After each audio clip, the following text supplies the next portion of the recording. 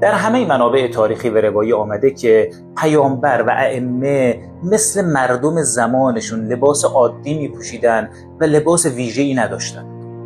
پس داستان لباس ویژه روحانیت از کجا شروع شده؟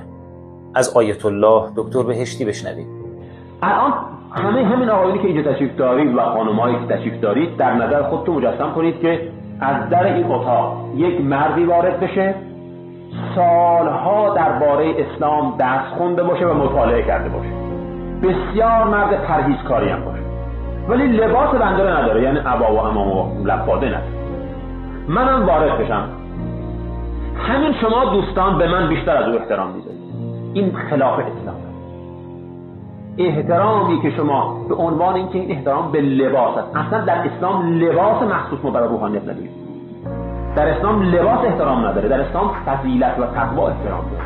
و اصلا میدونید در زمان پیغمبر اسلام و حتی در زمان ائمه تاریخ لباس خاص مقام خاص اینها مطرح نبوده، نه مال بعده و مخصوصا مال ایران اصلا بیشتر این بود. از زمان عباس که زمام امور دولتی بیشتر به دست ایرانیان و اتراک بود و اینها هم با همین سنت ها بزرگ شده بودن، مشابه دستگاه روحانیت زردشتی رو برای اسلام درست کردن کم و بیش. بعدم همینطور هی روزافزون رفته جلو.